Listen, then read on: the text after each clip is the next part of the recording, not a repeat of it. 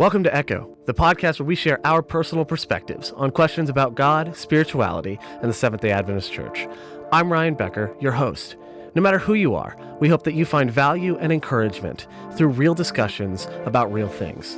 Let's jump in. Echo.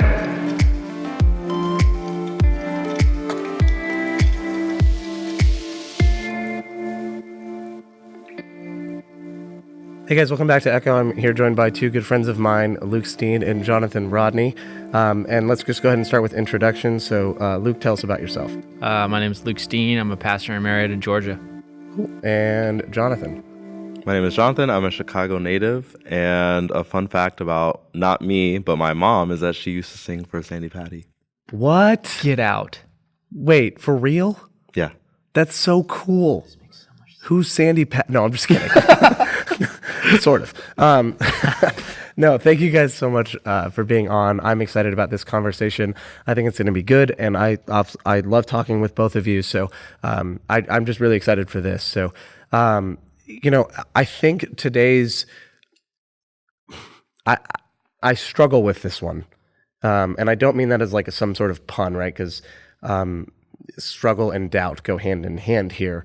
But I struggle with this one because this is such hard territory to walk in. And so I want to preface this conversation with, to the listener. If you're listening to this and you hear any sort of awkward silence from us or some sort of, wrestling with how to word things or anything like that, understand it's because we've also been there. I don't know where this conversation is going to go, so I don't know if any of us are currently there. But this is a hard walk. And so the first thing I want to do as we talk about this is if you're in a place where you're doubting, we are praying and hoping that this episode and this conversation can at least maybe we say something that you can resonate with or identify with or something to encourage you. But we want you to know that we're praying for you here at Echo. Doubt is hard. But let's talk about this. Is doubt dangerous to faith? And I think sometimes people will ask questions and we'll tell them, no, don't ask that question. Or we'll say, you can ask that question as long as your answer is what we want it to be. And so we've got this skewed view of how to deal with doubt. So, is doubt dangerous to faith and how do we wrestle with doubt? I think is what we're going to talk about today. So, let's start personal here. What's a doubt you've wrestled with, or maybe you're wrestling with right now, and how did you get through it, or how are you getting through it? This is hard, so have fun with it. Thanks. I can open if you want. It's fine. This is what I love about podcasts. It's just informal conversation. It's pretty great. Do you have something? I have something. Okay, go for it. Yeah. So I was a student missionary in Pohnpei quite a few years ago, 2013 to 14 school year. And a doubt that I had when I was there was, is God even real? Or is he even, and if he is he even with me, like on that island? I went through a lot of disconnects with several individuals on the island. And I had never experienced that. Everywhere I go, I felt like, I can be friends with the people who I'm with, or this, whatever. But that was a big thing for me. And then I wasn't finding my purpose there. And so I was like, well, why am I here if there's no reason for me to be here? Which was a crazy thing because, I had done mission work through my academy. We went to Nicaragua.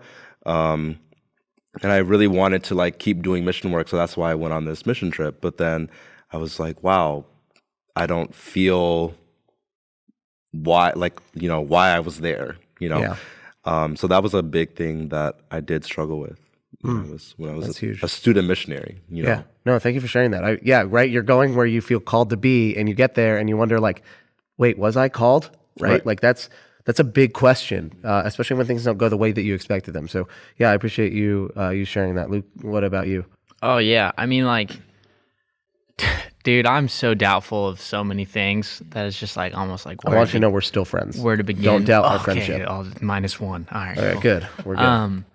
No, I remember, I'd just become a follower of Jesus. I got baptized in August, and then like 3 weeks later, I'm showing up to Southern to enter classes, right? Wow, As yeah. a theology major to go into ministry.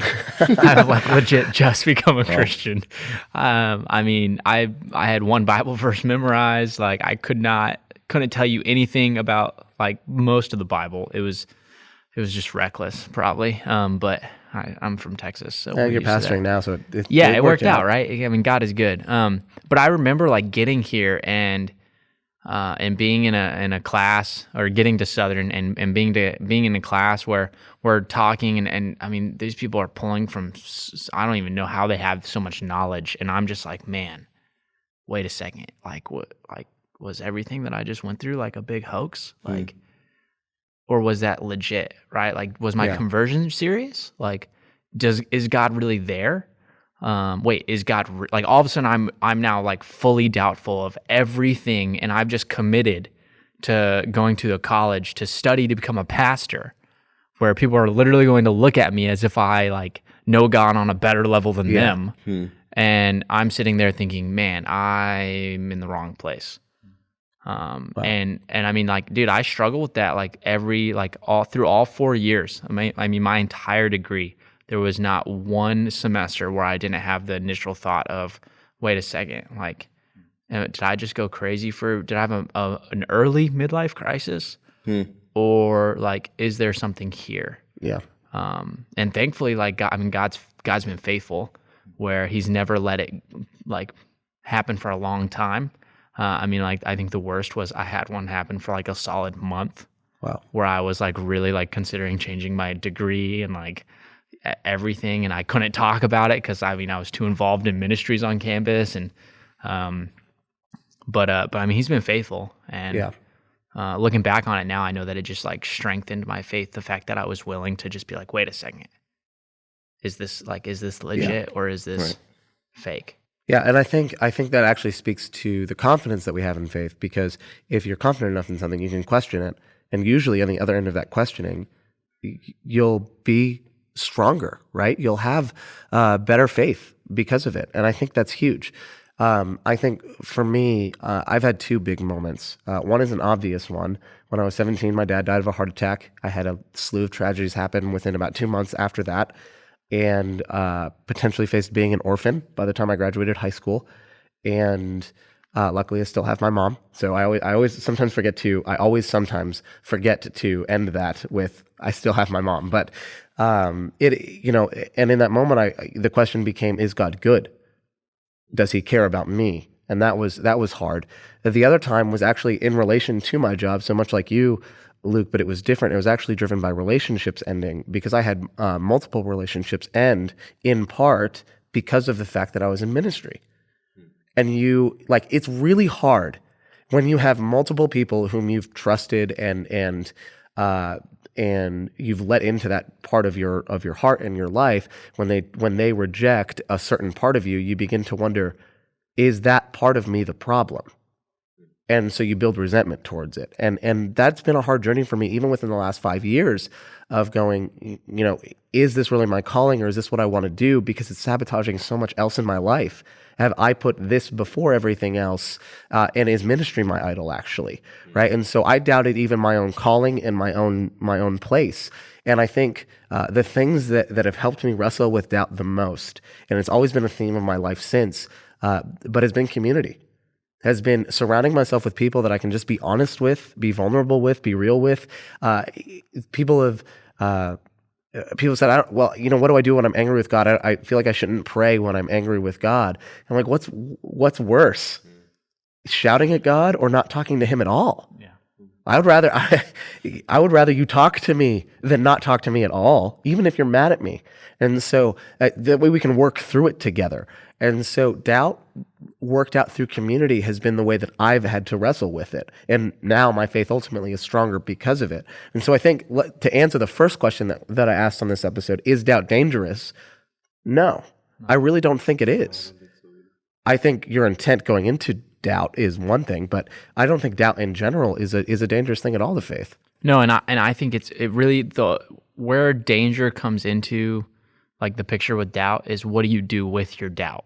Yeah. If you just kind of allow it to live, it becomes dangerous, right? Just like a disease or like a bad habit or whatever. If you allow it to just foster and all of a sudden have a ton of life, it's going to be more dangerous.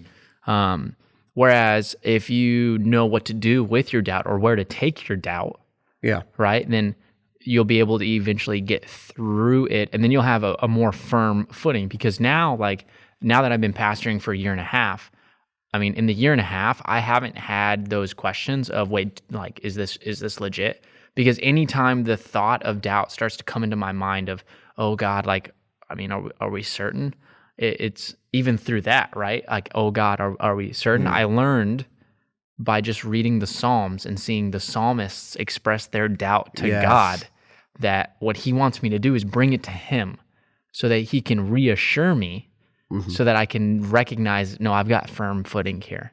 Yeah. And so I think it becomes dangerous when you don't do the proper thing with your doubt, which is you allow it to just kind of sit there and whatever. Yeah. And the proper thing is to interact with it, to lean into it, and to question. I think Tim Keller is a famous Christian author. Oh, he's huge. One of my favorites. Actually, some of his books, The Reason for God, 8.5 years ago, 10 years ago, I think now, was huge for me in high school. That was a big book for me. And one of the things that Tim Keller says is the mark of a faithful person is not that they don't have doubts.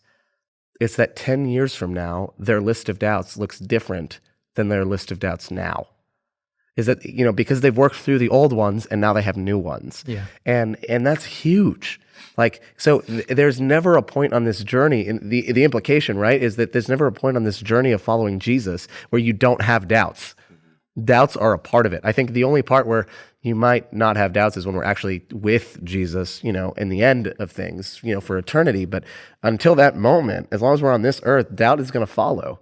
Absolutely. And I think it is something to be leaned in. So, Jonathan, let me ask you, when you were on Pohnpei as a student missionary, what did you do to figure out the answers to those questions? How did you wrestle with them? And it's totally okay if you respond with, I'm not comfortable sharing that. No, Totally fine. I'm definitely comfortable. I honestly, I don't really remember a time not trying to talk to God about the situations. I was always kind of like praying, but it never felt like I was like getting anywhere. I mean, that was just like for me in the time, like I was like, but I was still trying to like figure it out. Like I was like, God, I'm still here, but what's going on? Like I don't get it.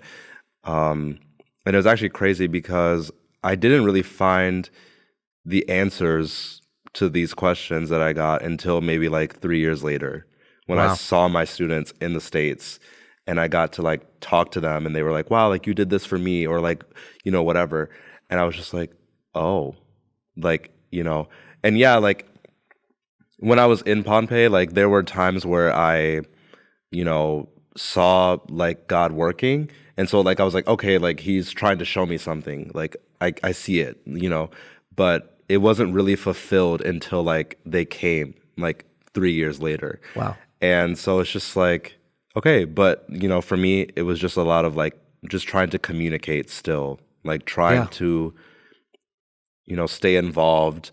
Like we did like a ton of ministry on Sabbaths or, just going to church and being around people who I saw believed. And I was like, okay, still trying to get there with them, but still being with them instead of just secluding and being like, no, I'm not going to, fool around with it or something. But no, I think there's another thing that you did that I want to point out, because I think what you did is incredibly important, right? Trying to communicate and trying to keep that line to God open. The other thing you did was you kept walking. Like in Scripture, there's all these places where it talks about going through trials or journeys, and one of the allusions or the analogies that Scripture uses on a regular basis is walking. Psalm 23 is the most famous example. Though I walk through the valley of the shadow of death, I will fear no evil. The idea is even when you didn't know, you still kept moving. You kept moving in a direction. And part of that is like, all right, God, look, if you're real, if you're with me here, if you're leading me here, then I'm going to trust that you're either going to get me on the right path, or you're going to or you're going to confirm me on this path at some point. So I'm going to keep walking until you tell me to stop or you tell me to turn. And that's actually how I decided to become a pastor, was that exact way. When I was a sophomore in high school, I was like, I don't know what I want to do. So I decided, like, God, I'm going to choose something. And if you want me to do something else, I'm just going to trust that you're going to make it known to me. Chose law. Was like, yeah, I'm going to be a lawyer, to the surprise of no one who knows me, because I love debating and winning on technicalities, right? But then one night I'm looking at law school prices, and it's not like the heavens parted. I just thought, what am I doing? I'm going to go into ministry. That was literally, that was my moment. That was the moment. But that was the moment I knew God had answered that prayer. He knew he had a different path for me, and he stopped me in my tracks and put me on the right path. And it's been a hard path. If anything, my life has gotten harder since I've gotten baptized. If anything, all the worst things that have happened to me happened after I accepted Jesus. But the best part about dealing with them after I've accepted Jesus is that I had Jesus with me through them. And so keep moving and to keep talking, those are huge. So thank you for sharing your experience. Absolutely. And Luke, now you're a pastor, right? So you obviously dealt with those 4 years. What was your secret? What was the secret to your success in wrestling with those doubts? Oh man, I mean, honestly, it was just I was just studying my Bible. I mean, just for daily devotions, I realized that I hadn't spent a lot of time in the Psalms. And so I was just gonna journey through the Psalms. And I remember sitting down and reading some Psalms and be like, man, like David prays in a way that I've never heard prayed before. Like, oh God, why don't you crush the wicked? Like, and I'm just like, I would never pray that boldly. Like, you know, and careful what you pray for, right? Yeah, exactly. Right. Like, and then, you know, there would be some Psalms where, like, you know, the psalmist would be talking about, like, God, are you there?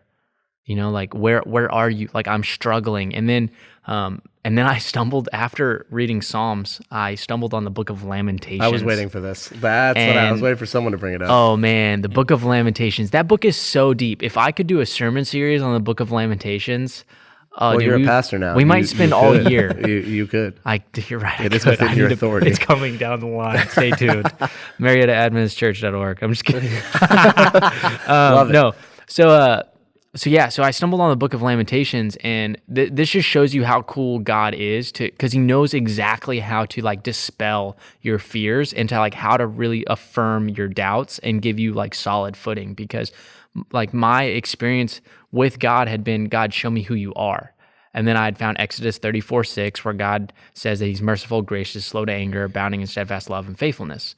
Well, Jeremiah in the book of Lamentations, and you guys didn't realize you walked into a Bible study right now, but Jeremiah in the book of Lamentations, he's writing this letter that is a lamenting, a mourning, like, sad letter, because Jerusalem has just been destroyed. He's just spent his entire ministry prophesying that if you don't turn from your wicked ways, Jerusalem is going to be destroyed. And now it's destroyed. Like, his biggest fear has happened. And he's praying. In Lamentations, he's writing about his, you know, sadness and things like that. And in chapter 3, he completely flips the narrative after saying, my hope in the Lord has perished. Like, he's literally at his worst point. And then he says, but this I recall to mind, and therefore I have hope. The steadfast love of the Lord never ceases, for great is his faithfulness. The Lord is my portion, says my soul, and therefore I have hope in him. So in that moment of darkness and doubt and fear, he places everything on Exodus 34:6, on who God is, right? So he literally took everything he had and took it to God. Yeah. And so after I finished the Psalms and after I'd found Lamentations, I was like, okay, like, I know now what to do with my doubt or my fear or anything. And it is, I'm going to just take it to God, and I'm just going to just, honestly, with just blind trust. Just complete blind trust. Now, I know I'm an incredible optimist. You know this, Ryan, very much about me. I just always think that, you know, life will never go wrong. But this was a huge step for me, like, even then, because I just was like, okay, I'm just going to fully leave everything on. All right, God, this is who you say you are. I'm just going to leave that with you. Yeah. And I think the craziest story is I had the chance to share that experience with someone who had wandered from their faith, who had just asked me to just come over because he had some questions. And I had no idea where to begin. So I went there, and now he's a Christian, and now he's involved in his local church, and he loves Lamentations chapter 3. because Jeremiah shows us that you can be so close to God that you're called a prophet and yet still be fearful and still have doubts. But you have to take them to God. And so when I learned that, I mean, it was a game changer. The defining verse for me, especially when right after my dad had died, I was reading through Romans 8, and Romans 8:28 is probably the most like confused verse in all of Scripture, or misused and abused verse in one of them, in my opinion, where it says, in all things God works for the good of those who love Him, right? And we use that to say, oh yeah, so everything happens for a reason. No. That is not true. And I have never been closer to, and I can't believe I'm saying this right now, but I've never been closer to punching someone in the face than when they tried to tell me that, yeah, your dad died for a reason. No, that's you know what the reason is? We live in a broken world and broken things happen. No, my dad did not die for some greater existential reason beyond we're in a broken world, right? But the reason that verse was so defining for me was when I realized it, I was like, no, not the things themselves don't work together for my good, but God works in all things for the good of those who love Him. And so I was like, look, God, same deal as Lamentations, but I know the steadfast love of God. I know that's true. I know it lasts forever. The same way I said, God, look, I know you're real and I know you're working. So I'm just gonna keep moving and until I see what you're doing. And in some ways, I'm still waiting, and that was 8 years ago. But it just is what it is, and you have to keep moving forward. I want to give you guys just one last chance. Any final thoughts on doubt? Anything that you want to leave our listeners with? Great. All right. Oh, I mean, I have one more thing. Okay. Of course, right? Pastors always gotta get the last word. Pastors, Oh, it's always. terrible. No, I mean, I just like the last thing that I have is, I mean, it really just comes down to like even Jesus on the cross. Like even Jesus on the cross started to doubt, is this all going to work out? Yeah. Right? And if Jesus could have doubts and still go through with it, like I certainly can give it my best shot. And so that's pretty much it. Anytime I have a doubt about anything, I just say, okay, Jesus, you can resonate with me on this. And so you went through it, and so I'm just going to keep pressing. Yeah, that's true. Hey, so thank you guys so much for being on this podcast. Thank you for sharing your journeys as well. It can be difficult to reach into those portions of our lives. So thank you for being transparent and for sharing your journey. And to our listeners, the point of this, I don't think, was for us to give you the answer to your doubts, but to let you just know it's okay to struggle. It's okay to fight. What matters is that you are struggling and that you are fighting through your doubts. And if there are any of you that don't have a community to plug into, don't know what to do, I would encourage you to reach out to Project Refresh. We're happy to plug you in and to help you figure out how to journey through some of those doubts. And if you didn't know what Project Refresh was and you're listening to Echo, Project Refresh is the bigger project that we are a part of, that Echo is operated through. And so reach out to us. You can contact us on theprojectrefresh.org, or you can just email me, ryan180becker@gmail.com. And we're happy to help you on however we can. I can't promise we'll have the solution, but we'll try our best to dialogue with you and journey. But hey, we want to give a special shout out and thank you to Southern Adventist University and the Collegedale Church for hosting us so that we could record Echo Season 2. And listener, we thank you so much for being on this journey with us and just allowing us to share our lives and our journeys with you. So thank you, and we'll see you next week.